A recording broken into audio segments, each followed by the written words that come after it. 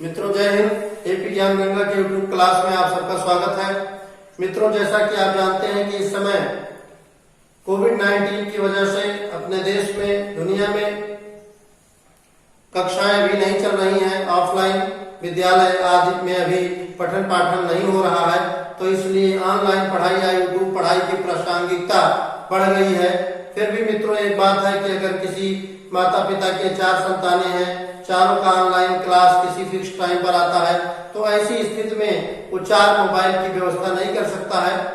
ऐसी स्थिति में बोर्ड के परीक्षार्थियों के लिए और उनके अभिभावकों को इसके लिए विशेष चिंता रहती है कि बच्चे पढ़ाई कैसे करें, और खासकर बोर्ड परीक्षार्थियों के लिए ये बात और ही विचारणीय हो जाती है।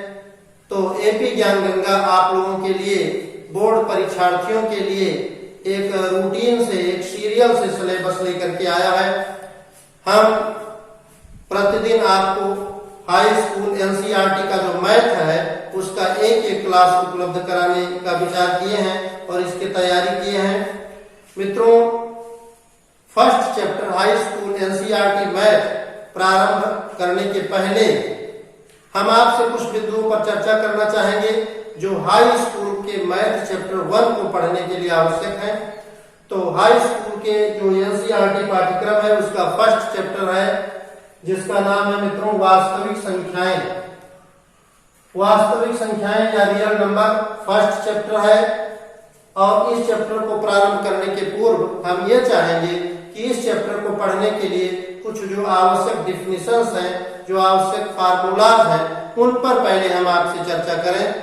तो मित्रों आज से हाई स्कूल गणित का पाठ्यक्रम एपी ज्ञान गंगा पर पढ़ने के लिए, देखने के लिए आप सबका स्वागत है।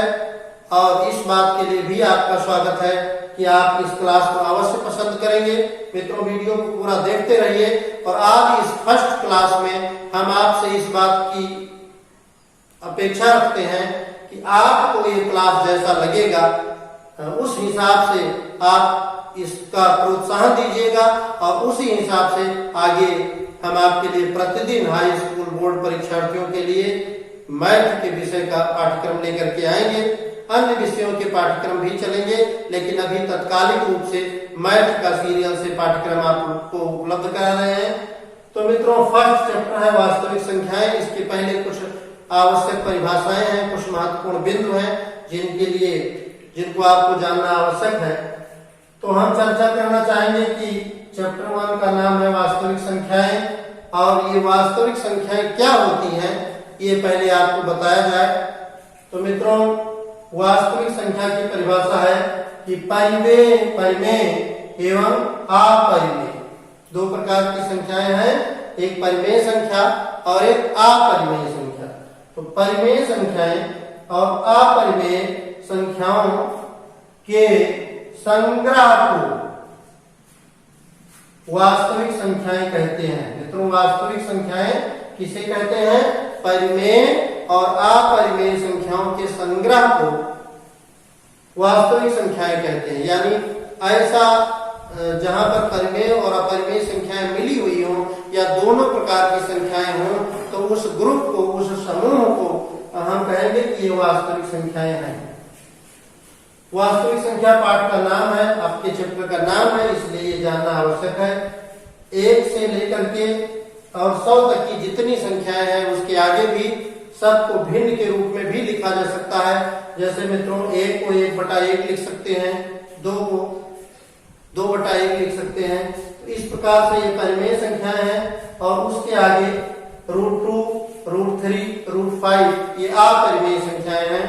तो परिमेय और अपरिमेय संख्याएं यदि कहीं पर मिल जाए, कहीं इकट्ठा हो जाए, तो आपको ये जानना चाहिए कि ये जो है रियल नंबर्स है।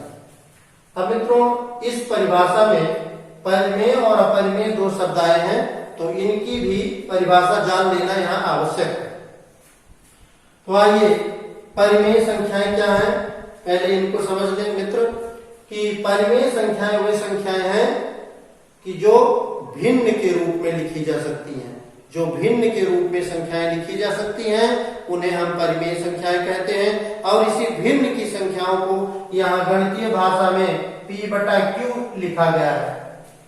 तो वह संख्याएं जिन्हें p बटा q के रूप में लिखा जा सकता है परंतु q का मान शून्य ना हो, ऐसी संख्याएं परिमेय संख्याएं कहलाती हैं। पुनः ध्यान दें, वे संख्याएं जिन्हें p बटा q के रूप में लिखा जा सके परंतु q का मान शून्य ना हो, उन्हें कहते हैं परिमेय संख्याएं। अब परिमेय संख्याओं की परिभाषा 1 से 100 तक की गिनती या उसके आगे की गिनती जितनी भी संख्याएं हैं ये सब परिमेय संख्याएं हैं। इनके लिए या इधर आप रफ कॉलम में देखें, 1 का मतलब है 1 बटा 1, 2 का तात्पर्य है 2 बटा 1, 3 का तात्पर्य है 3 बटा 1। तो इस तरह से जितनी भी संख्याएं हैं उनको भिन्न के रूप में लिख सकते हैं, या 1 बटा 2, 1 बटा 3, 1 बटा 4। इस प्रकार से जितनी संख्याएं हैं वो सारी संख्याएं परिमेय संख्याएं हैं। परंतु शर्त यह है कि किसी भी स्थिति में q का मान यानी भिन्न के हर का मान शून्य नहीं होना चाहिए। यहाँ देखिए, जैसे ऐसा नहीं हो सकता कि कहीं पर 2 बटा शून्य लिखा है, अगर हर में शून्य लिखा है वो संख्या परिमेय नहीं हो सकती। हाँ, अंश में यदि शून्य आ जाए तो वो संख्या परिमेय हो सकती है। यदि यहाँ अंश में शून्य आ जाए 0 बटा 2 कहीं हो तो ये परिमेय हो सकती है। पाई का मान 22 बटा 7 ये भी भिन्न है और ये भी परिमेय संख्या है। तो परिमेय संख्याओं की परिभाषा बनी वे संख्याएं जिन्हें p बटा q के रूप में लिखा जा सके परंतु q का मान शून्य ना हो। इसको शॉर्ट में कह सकते हैं q नॉट बराबर 0। तो इन्हें परिमेय संख्याएं कहेंगे। अब हमें अपरिमेय संख्याओं की परिभाषा जान लेना आवश्यक है। परिमेय संख्याओं के साथ में यदि r शब्द जोड़ दिया जाए तो स्टूडेंट्स r शब्द किसी शब्द में जुड़ जाने से ज्यादातर शब्दों के अर्थ अपोजिट हो जाते हैं। आपने सुना जैसे सत्य और असत्य, तो आ लगाने से ये परिमेय संख्या का अपोजिट हो जाता है। परिमेय संख्याएं का अपोजिट या उल्टा अपरिमेय संख्याएं होती हैं। और इसकी परिभाषा क्या है कि p बटा q के रूप में लिखी जा सकने वाली संख्या परिमेय थी और यहाँ p बटा q के रूप में वे संख्याएं जो ना लिखी जा सके उन्हें कहते हैं अपरिमेय संख्या। अब कुछ उदाहरण अपरिमेय संख्याओं के आपको याद रखने हैं। √2, √3, √5, √7 यानी ऐसी संख्या जो पूर्ण वर्ग संख्या नहीं है उस पर यदि रूट लगा होता है तो वे अपरिमेय संख्याएं होती हैं। पाई ये कांस्टेंट है और ये भी अपरिमेय संख्या है। यहाँ एक चीज ध्यान देने योग्य है कि यदि पाई पूछा जाए तो वह अपरिमेय संख्या है और यदि पाई का मान 22 बटा 7 आपसे पूछ लिया जाए तो ये परिमेय संख्या हो जाती है क्योंकि यह भिन्न के रूप में है। पाई अपरिमेय संख्या है लेकिन 22 बटा 7 परिमेय संख्या है। अब डियर स्टूडेंट्स, आप लोग इसका स्क्रीनशॉट ले लें और इसके आगे से हम फर्स्ट क्वेश्चन लेते हैं।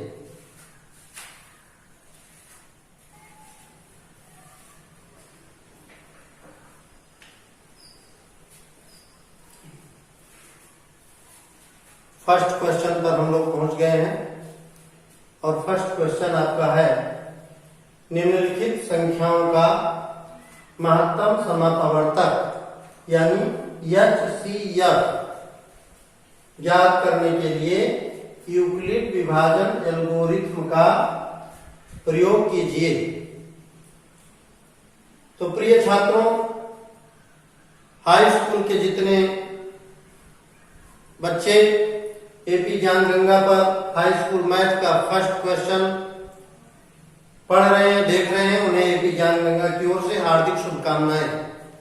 फर्स्ट क्वेश्चन आपका कहता है कि 135 और 225 का HCF निकालिए।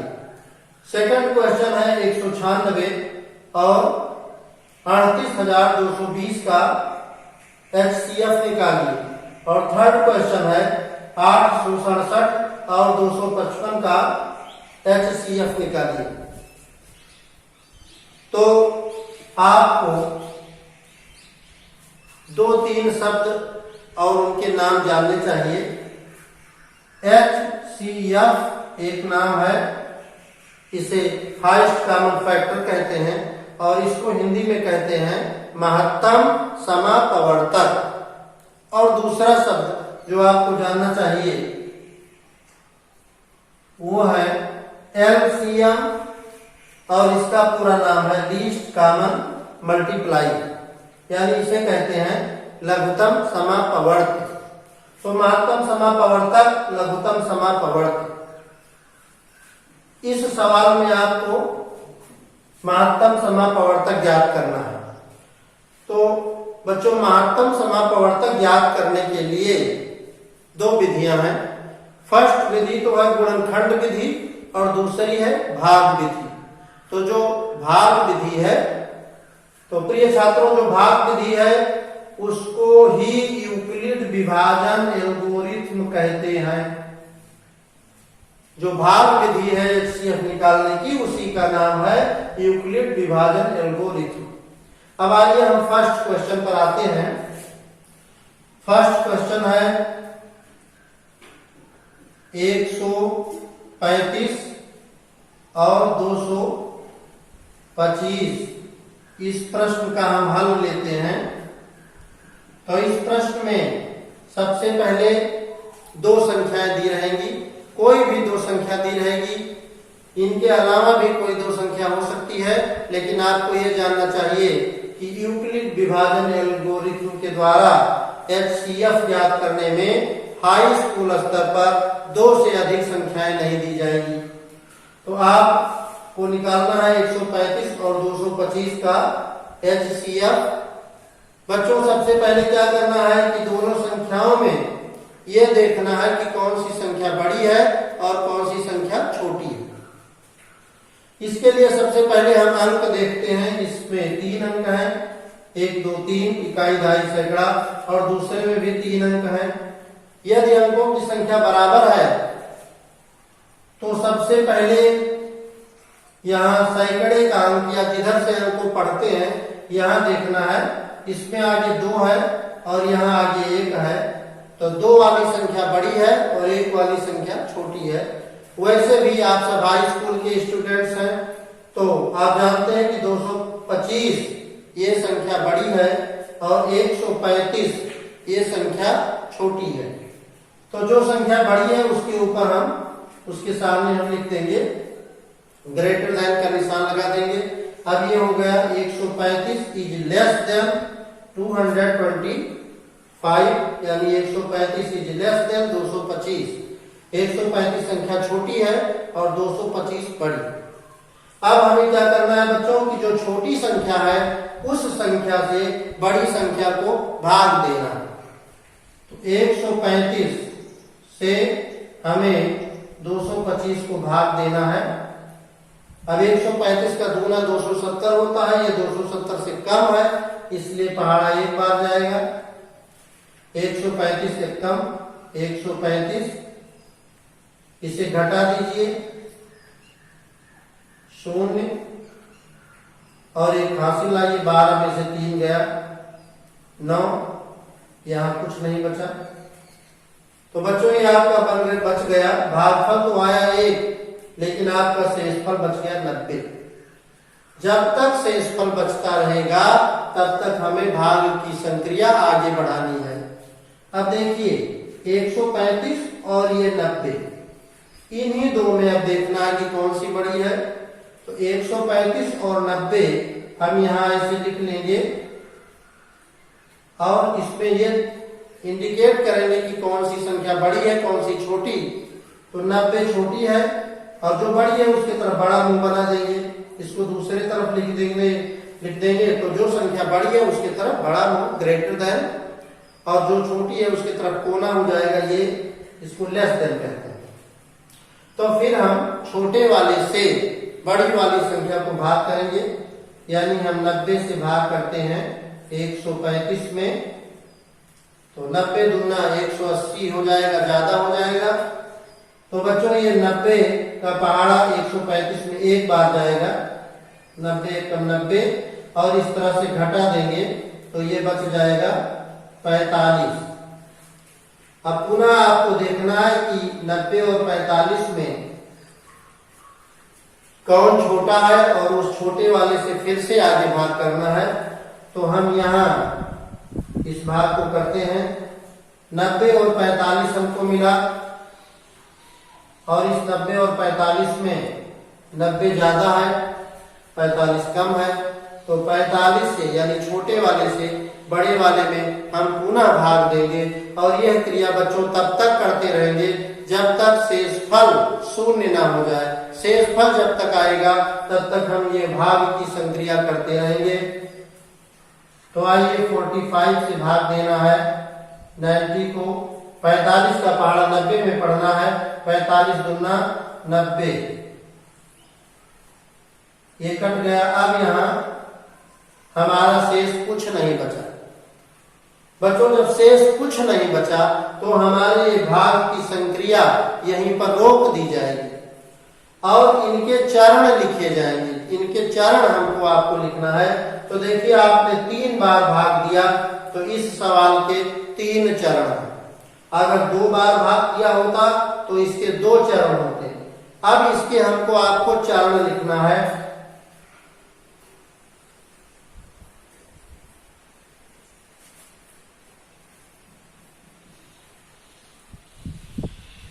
चरण यानी स्टेप 1, और आप जानते हैं भाग 3 बार दिया गया है तो 3 स्टेप्स इसके हैं।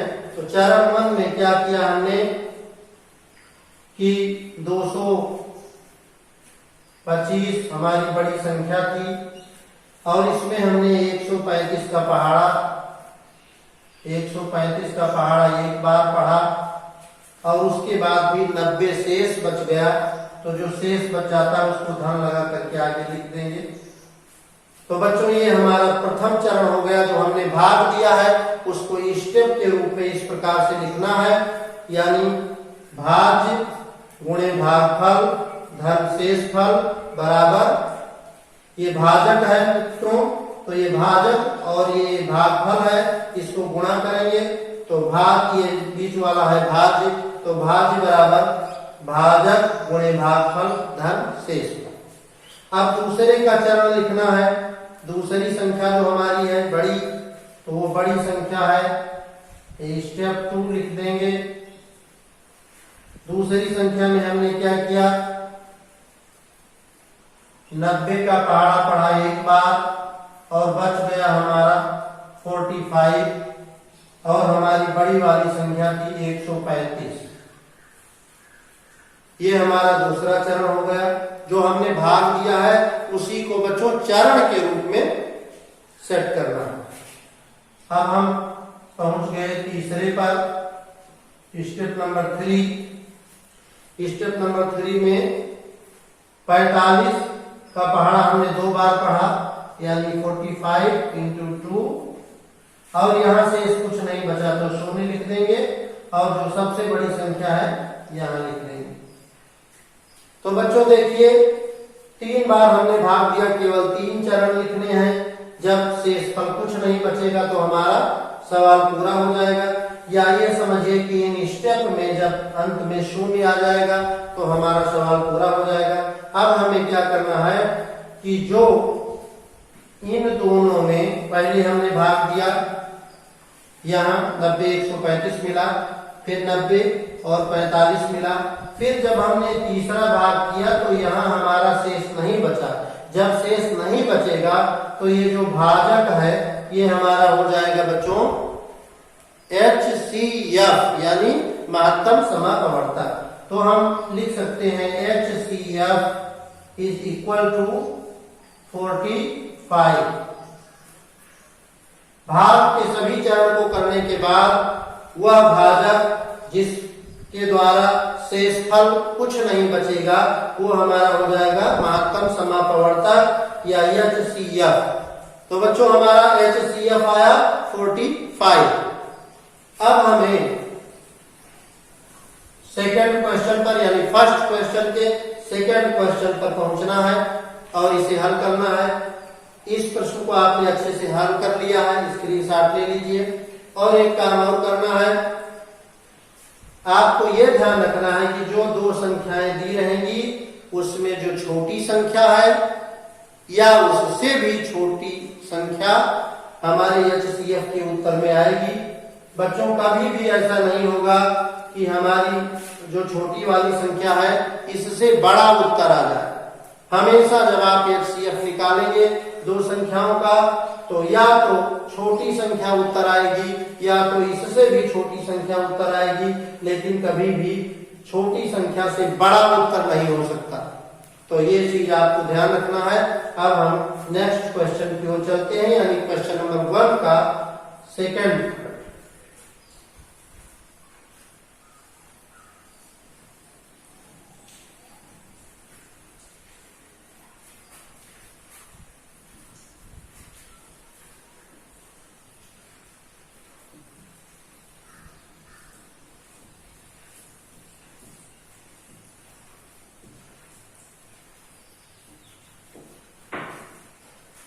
सेकंड पार्ट में हम पहुंच गए हैं और इसमें हमें 196 और 38,220 का HCF ज्ञात करना है। बच्चों देखिए, सबसे पहले आपको बताया जा चुका है कि हमें जो दो संख्याएं दी रहेंगी उन दोनों संख्याओं में सबसे पहले ये देखना है कि कौन सी संख्या बड़ी है और कौन सी संख्या छोटी है। बड़ी संख्या पहले हो, छोटी बाद में, तो इसको कहते हैं अवरोही क्रम। छोटी संख्या बड़ी हो पहले हो और बड़ी बाद में, इसको कहते हैं आरोही क्रम। तो किसी भी क्रम में आप संख्याओं को लिख लें। मान लीजिए हमने लिख लिया 196 और हमने लिख लिया 38,220। इसमें हम देखते हैं कि ये दाएं तरफ की संख्या बड़ी है तो हम इसके बड़ी तरफ मुंह लगा देंगे। ये बड़ा मुंह जो बना देंगे, जो जिधर जो संख्या बड़ी है उसके तरफ ये बड़ा दो कोना वाला मुंह लगा देंगे, और जो कोना है बच्चों वो छोटी संख्या की तरफ लगेगा। ये छोटी संख्या है इधर तो ये कोना हो गया, और बड़ी संख्या आगे है तो ये बड़ा मुंह हो गया। अब इसमें हमें पूर्व की भांति भाग करना है। 196 छोटा है, इससे हम भाग करेंगे 38,220 में। आइए भाग करते हैं। जो हमारा भाजक है 3 अंक का है तो हम अपने भाज्य में 3 अंक ले लेंगे। 196 का पहाड़ा पढ़ना है और 382 से अधिक नहीं होना चाहिए। तो सबसे पहले क्या करेंगे, आगे वाले का पहाड़ा पढ़ करके अंदाज लेंगे। 19 दूना 38, ये तो सही है, लेकिन ये 6 जो है ये दूना करने पर 12 हो जाएगा, यहाँ केवल 2 है तो हमारा पहाड़ा बच्चों 2 बार नहीं जा रहा है, इसलिए हम 1 बार पहाड़ा ले जाएंगे। 196 का पहाड़ा तो किसी को याद नहीं है, 20, 25, 30 तक पहाड़ा सब लोग याद करते हैं। उसके आगे गुणन की प्रक्रिया से, कॉमन सेंस से हम भाग देते जाते हैं। तो ये 196 एक कम हो गया 196। अब इसको घटाना है, 2 में से 6 घटाना है, एक हासिल लेंगे तो 12 में से 6 गया 6, यहाँ बचा 7, एक उधार आ गया 17 बन गया, 17 में से 9 गया 8, यहाँ बचा 2, 2 में से 1 गया 1। ये आपका 186 बचा। अब बच्चों देखिए 186 और 196 दोनों में देखिए गौर से, तो कौन सा बड़ा है कौन सा छोटा। तो हमेशा जो यहाँ शेष बचेगा यहाँ नीचे आएगा, ये पहले वाले से छोटा ही बचेगा। जब हम अगली संख्या उतारेंगे तब ये बड़ा हो जाएगा, फिर पहाड़ा ले जाएंगे। तो आगे हमारी संख्या है 2। अब हम देखते हैं ये हमारा हो गया 1862 और हमें पहाड़ा पढ़ना है 196 का। 196 का पहाड़ा पढ़ना है। अब देखिए ये पहाड़ा कितनी बार जाएगा, इस 19 से अंदाज लीजिए और 186 में पहाड़ा पढ़िए तो 19 दाम में 190 होता है। 190 से ये कम है, 9 बार पहाड़ा जा सकता है। लेकिन इसको कहीं रफ के कॉलम में चेक कर लिया जाए। 196 9 9 6 54 के 4 9 9 81 और 5 86 के 6 हासिल आया 8 9 1 9 8 17 1764 हो जाएगा। तो ये हम 9 बार पहाड़ा ले जाएंगे, 1764 लिखेंगे, घटाएंगे 12 में से 4 निकल गया 8, एक उधार लाएंगे 15, 15 में से 6 निकल गया 9 और यहाँ कुछ नहीं बचा। अब आइए पुनः देखते हैं कि हमने जिससे भाग दिया है और जो हमारा बचा। अब आगे हाँ शून्य उतारना है बच्चों, शून्य छूट गया, शून्य भी उतारना है, अभी भाग और लंबी है। तो अब फिर इसमें पहाड़ा पढ़ना है। ये 19 का पहाड़ा 98 में देखें तो 19 पचे 95 होता है, तो पचे पहाड़ा शायद जाएगा, देखें या 19 पचे 95 या 98, 6 बार देखें 6। यहाँ 196 को 5 से गुणा करके देखें, 5 36 के शून्य हासिल आया 3, 5 9 45 3 48 8 हासिल आई 4, 5 1 5 4 9, ये 980 है तो 5 बार पहाड़ा जाएगा और ये पूरा पूरा हो जाएगा 980। नीचे कुछ नहीं बचा। अब देखिए ये पहली बार, अब इसको और इससे तुलना करते हैं। 196 का भाग दिया गया, नीचे कुछ नहीं बचा बच्चों, पहली ही बार भाग में से इस पर कुछ नहीं बचा। अगर कुछ बचता तो फिर भाग की क्रिया आगे बढ़ती। तो इस सवाल तो कुछ बड़ा था, लेकिन इसके केवल एक ही चरण है। कौन से चरण है? आपने 196 का आपने पहाड़ा पढ़ा, यानी भागफल आपका आया 195 और इसमें आपका शेष कुछ नहीं बचा, शून्य। और ये जो बड़ी संख्या थी भाज्य, ये थी 38,220।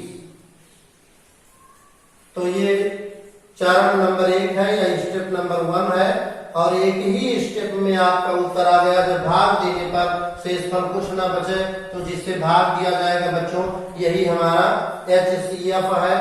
HCF हम लिख देंगे 196। इस स्टेप के माध्यम से हम देखेंगे कि जहां हमारा शेषफल शून्य आएगा उसमें जो हमारा भाजक है ये हमारा उत्तर हो जाता है। तो बच्चों ये आपके फर्स्ट क्वेश्चन के सेकंड क्वेश्चन का आंसर था। अब आपको थर्ड क्वेश्चन हल करना है जिसमें 867 867 एंड 255 दिया है। तो अब हम तीसरे क्वेश्चन की ओर चलेंगे।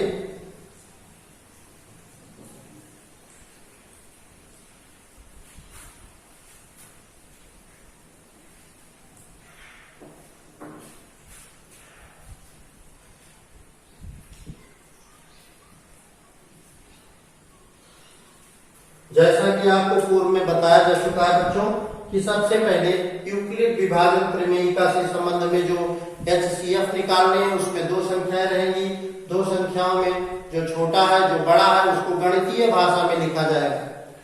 जो छोटा है उधर 1 बिंदी लगाएंगे, जो बड़ा है उधर 2 बिंदी लगाएंगे और तीनों बिंदुओं को मिला देंगे। इस तरह से कर देंगे। अब ये हो गया कि ये हमारा बड़ा है और ये हमारा छोटा है। हमेशा जाने रहे जो बड़ा है उसका हिस्सा भी बड़ा है तो उधर 2 बिंदी और जो छोटा है उधर 1 बिंदी, फिर तीनों बिंदुओं को मिला देंगे। अब आप ये देखें कि इन दोनों में कैसे पढ़ेंगे इसको पढ़ेंगे 867 बड़ा है 255 से, या ऐसे कह सकते हैं 867 इज ग्रेटर देन 255। अब आइए इसको भाग दें, जो छोटा वाला है उससे बड़े वाले को भाग देते हैं। मित्रों आगे ये है 25 और इसमें आगे है 86। तो पहाड़ा पढ़ने पर 25 का पहाड़ा 86 में 3 बार जाएगा, 25 तिया 75। तो 3 बार इसको गुणा करके देखते हैं कि 867 से अधिक तो नहीं बन रहा है। तो यहाँ रफ के काले में 255 और इसको 3 से गुणा करें, 3 पचे 15 हासिल आया 1, 3 पचे 15 1 16, फिर हासिल आया 1, 3 दूनी 6 1 7, 765 हो गया। तो ये 3 बार पहाड़ा ले जाएंगे, 765 हो जाएगा। अब इसको घटाएंगे, 2 बचा, यहाँ 0 यहाँ 1, 102 बचा और कोई संख्या नहीं है। तो इसमें दोनों में देखिए, जब यहां से फल कुछ ना बचता, यदि कुछ ना बचता तो हमारा उत्तर यही 255 हो जाता। लेकिन बच्चों यहाँ कुछ शेष बच गया है। जब शेष बच गया तो पुनः भाग की संक्रिया की जाएगी। तो भाग की संक्रिया में ये आप जाने कि नीचे जो संख्या बचती है हमेशा इस वाली संख्या से यानी भाजक से छोटी रहती है। तो ये 102 से हम भाग देंगे 255 को। 102 को नियर अबाउट मान ले कि ये 100 है, तो 100 तिहाई 300 तो जा नहीं सकता, 100 दूनी 200, तो 2 बार पहाड़ा जाएगा। लेकिन ये है 102, तो 102 का गुना करेंगे तो बच्चों हो जाएगा 204। अब ये हमारा बच गया 1, ये 5 और यहाँ कुछ नहीं बचा। मित्रों फिर ये देखिए कि ये हमारा जब नीचे कुछ बच गया, इसका मतलब हमें भाग की संक्रिया और आगे की ओर बढ़ानी है। अब हमें 51 से और 102 को भाग करना है। 51 से 102 को भाग करेंगे तो 50 दूनी 100 होता है, 51 दूना 102 होता है। तो ये हमारा कट गया। जब ये कट गया तो फिर तुलना करिए, नीचे कुछ नहीं बचा यानी शून्य आ गया। जब शून्य आ गया तो ये जो जिससे हम भाग दे रहे हैं यही हमारा हो जाएगा HCF। हमारा उत्तर आएगा बच्चों 51। लेकिन हमें क्या करना है, इसके चरण लिखने हैं, इसके हमको चरण लिखने हैं। तो आइए हम इसका जितनी बार भाग दिया गया है उतने चरण हैं। एक बार भाग दिया गया, फिर दोबारा दिया गया, फिर दोबारा। तो इसके 3 स्टेप्स हैं। आइए हम फर्स्ट स्टेप लिखेंगे। फर्स्ट स्टेप, स्टेप 1, फिर स्टेप 2 और तीसरे नंबर पर स्टेप 3। फर्स्ट स्टेप में क्या है कि हमने 255 का पहाड़ा पढ़ा है, 255 का पहाड़ा, और कितनी बार पढ़ा है, 3 बार। और बच्चों हमारा शेष आ गया है 102 और बड़ी वाली संख्या थी 867। ये ऐसे लिख देंगे। ये फर्स्ट स्टेप है। यहाँ शून्य नहीं आया इसलिए दूसरी भाग की क्रिया करनी पड़ी। अब दूसरे पर पहुंच जाइए। दूसरे में 102 का पहाड़ा आपने पढ़ा है, तो 102 का पहाड़ा आपने पढ़ा और 2 बार पढ़ा तो गुणे 2 और यहाँ शेष आ गया बच्चों 51। अब जो सबसे बड़ी संख्या थी उसको आगे लिखना है, यानी ये है 255। अब हम देखते हैं हमारा शेषफल अभी भी शून्य नहीं आया है, और जब तक शेषफल शून्य नहीं आएगा तब तक हमारा HCF समाप्त नहीं होगा। उत्तर की खोज में हम आगे बढ़ते रहेंगे। थर्ड स्टेप हमारा है कि 51 का पहाड़ा हमने 2 बार पढ़ा है, तो ये 51 × 2, और जब हमने इस तरह से पहाड़ा पढ़ा है तो हमारा शेषफल कुछ नहीं आया और हमारी बड़ी संख्या थी 102। बच्चों देखिए, अब जब तीसरे स्टेप में हमें शेषफल कुछ नहीं बचेगा तो जिससे हम भाग देंगे 51, ये हमारा हो जाएगा HCF। तो HCF हमारा हो गया 51। अब आपको एक चीज ये ध्यान देना आवश्यक है कि हमने इस वीडियो में फर्स्ट क्वेश्चन कवर किया और कुछ इसके पहले जो परिभाषाएं हैं इस पार्ट का कवर किया। आप सब लोग इस वीडियो को बार बार देखिए। इस वीडियो में बच्चों को समय ज्यादा लगाया गया है क्योंकि first impression is the last impression. First class में, पहली क्लास में पहले क्वेश्चन को, पहले चैप्टर को यदि आप अच्छे से नहीं समझ पाएंगे, जल्दी में कोई चीज बता दी जाएगी तो आगे उसका प्रभाव पड़ेगा और आगे की बातें भी उतनी समझ में नहीं आएंगी। तो इसके बाद इस वीडियो को देखिए और जितने लोग इसको देखें, आप सबसे अनुरोध है, हमारे YouTube चैनल के जितने सब्सक्राइबर हैं, जितने अनसब्सक्राइबर हैं जो आगे भविष्य में सब्सक्राइबर बनने वाले हैं, जितने हमारे जो है फ्रेंड लोग हैं फेसबुक या व्हाट्सएप पर या किसी भी प्रकार से जो हमारे सम्मानित देश के, हमारे महान देश के और महान विद्यार्थी हैं, क्योंकि बच्चे देश के भविष्य हैं। और आप लोगों का जो फीडबैक होगा इस वीडियो पर, जो आप लोगों का रिस्पांस आएगा, आप लोगों के लाइक आएंगे, आप लोगों के शेयर आएंगे, उससे हमारा उत्साह बढ़ेगा। और यदि आप इस वीडियो को अच्छा पसंद करते हैं, आपको अच्छा लगता है, तो हम इसी प्रकार के वीडियो बनाते रहेंगे और इसके बाद हम अगले वीडियो में इसके आगे यानी क्वेश्चन नंबर 2 हल करेंगे। आज के लिए बस इतना ही। धन्यवाद।